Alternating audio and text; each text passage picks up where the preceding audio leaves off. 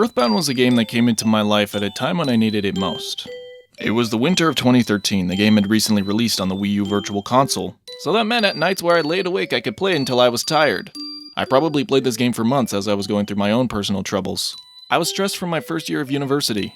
I had my heart broken over an ended relationship. And most of all, I was lonely. But then that jingle, what would define the SNES sounds, would be the start of a new chapter in my adult life.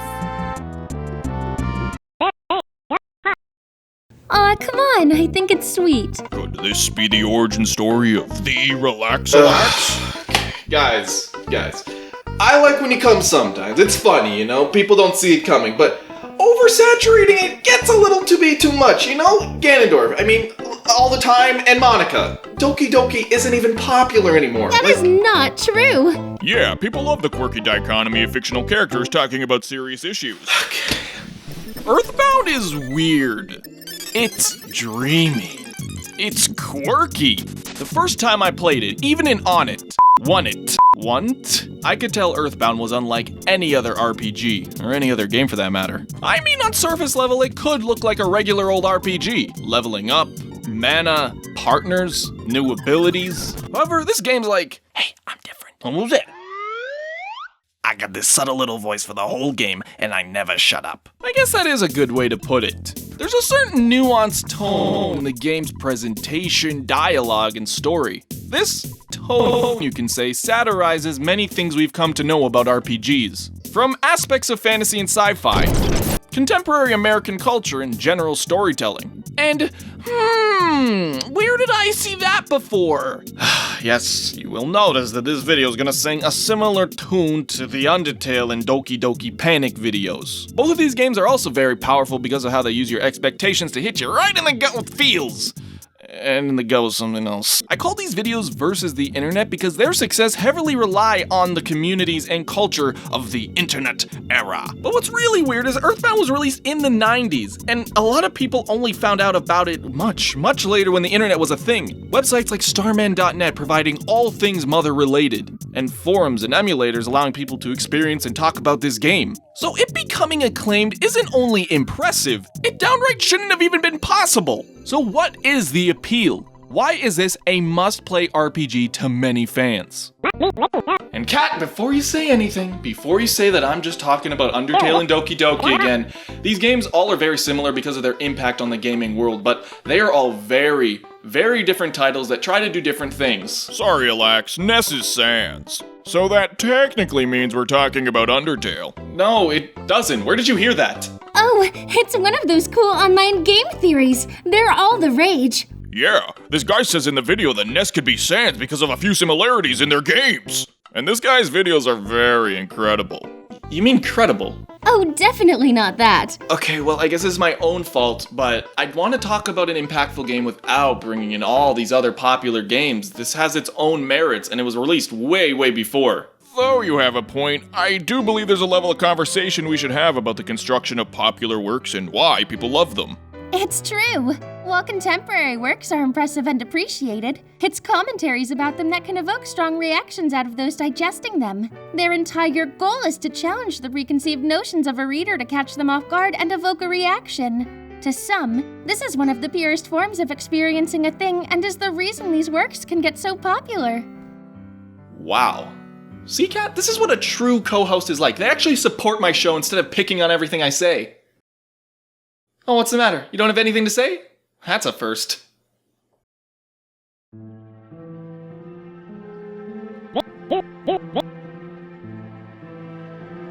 So Earthbound, let's dip our toesies right into this game to figure out how it ignited my empty heart. From the get-go, you get to name everything in your life. So let's do it. Ness? More like yes, because consent is very important. Name my friend 2? Alright, if you want me to. And my other friend. Joke's on you, buddy, I don't have any. And, yeah, I don't got anything creative. But you can also name your dog, your favorite food, your favorite thing. Wait, what did I name my favorite thing?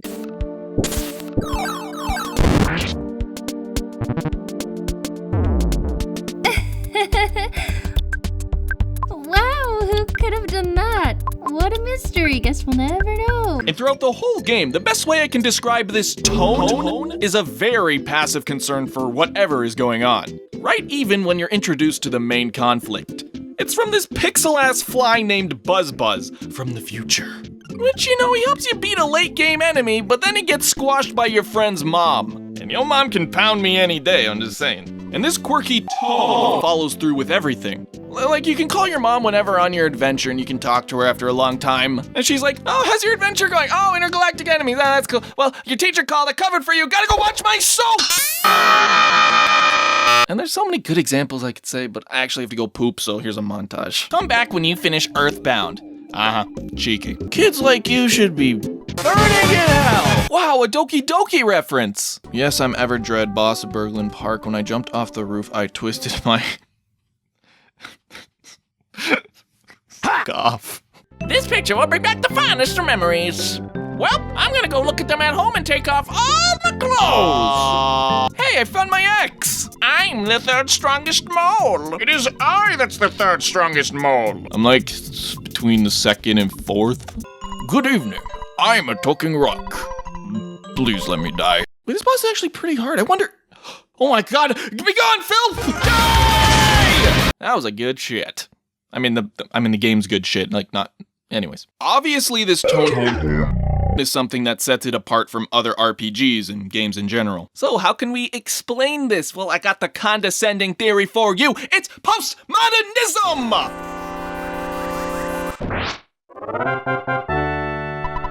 Well, what the hell is that? Well, postmodernism gets thrown around a lot, and you can make cases for it in a lot of media, from Avengers to Tide commercials.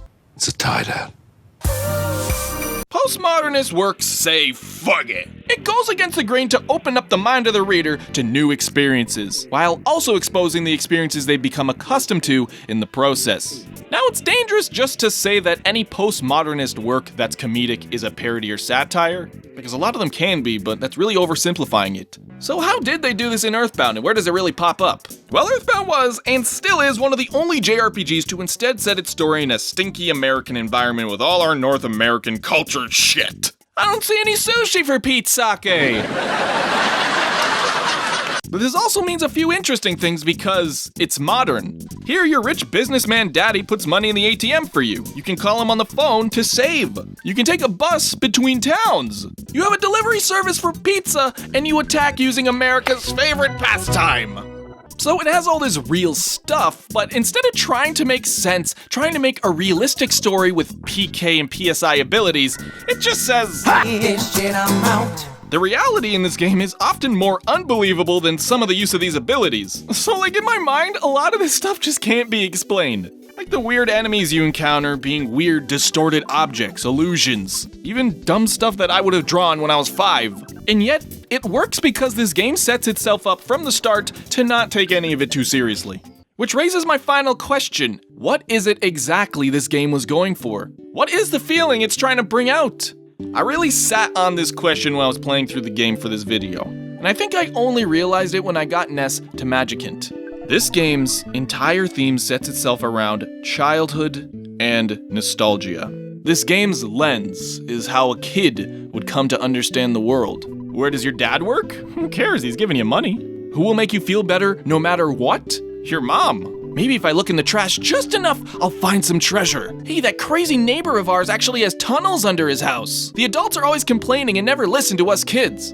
Everywhere you turn, Earthbound always comes back to this childhood bliss, and it never, ever decides to take itself too seriously. This game would rather make for compelling gameplay over good gameplay. Sometimes it's tedious and sometimes it doesn't make sense, but it never feels like it's not something this game would do. Take one of my favorite status ailments. Ness will occasionally start missing his attacks in battle because he's homesick and misses his mother. And that's the title of the game, that's what we're gonna call it! It just makes me smile that they made something from childhood that's so relatable into a game mechanic. And its attention to detail doesn't stop there. Pooh can't equip or eat regular healing items because it's from a totally different continent. He'll always gain the same amount of HP back from even the strongest healing items because he's foreign, he's a monk, and he's trained with different regimens of health.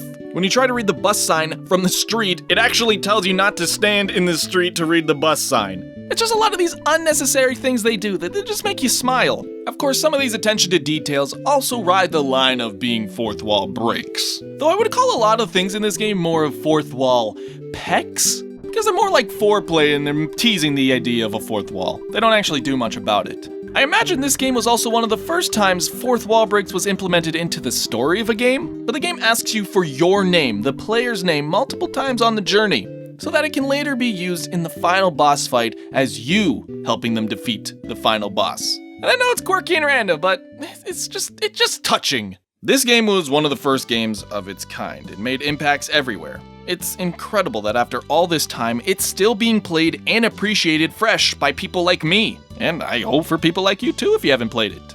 It wasn't going for an epic story, a super strategic strategy game. It wasn't even trying to be all that visually stimulating. It was going plain and simple for the smiles. To me, Earthbound lets you remember the simpler times where you could believe in anything. You believed your mom was the strongest there was. You believed there were monsters of all types. And you could believe in yourself. Between these days of waking up at 6 a.m. for work, doing your taxes, studying for finals, presenting a project, Earthbound is a game that lets us forget all of that, and just briefly, allows us to have the joy of being a kid again. This game's charm came into a time of my life when I truly needed it. I guess it allowed me to maybe accept myself as a person, and allowed me to move forward with a dream I had since I was a child. It was a game I played months, up until I put my first video on this channel, and it could be the inspiration that allowed Alax to relax.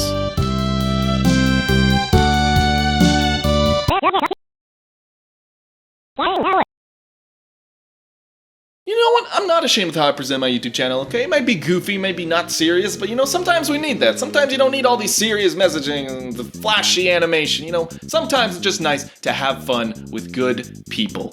Yeah, Kat. We all make a pretty good team after all. Yeah, this beats being in the Twilight realm for sure. Or being erased from all existence. You know what we haven't done in a while? We should sing again. Yeah! Okay, this game has tons of good music. Yeah, I've actually been practicing my singing skills. I think I can hit all the notes. Don't hurt yourself. Remind you of a little cut you got in the chest. What the? Cat! What did you do?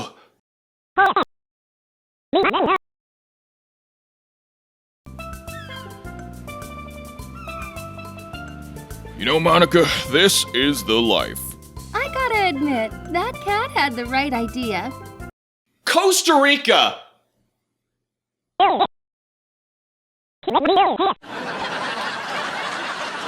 What the fuck kind of channel do I run? Thank you for watching all the way to the end, folks, and thank you to all the new patrons I got in the last month. I am just blown away. Thank you all for supporting me in that way, man. We're reaching goals right now at I'm at 85, I believe, patrons, and that's really close to 100. That's mind-boggling. So thank you all for continuing your support on Patreon, and if you want to help me out, that is the best way to help support these videos, especially ones like this that took a little more longer than I thought, but next one shouldn't take as long, but So I thought I'd subliminal message you all today. Every day I imagine a future where I can be with you. So please subscribe to Relax.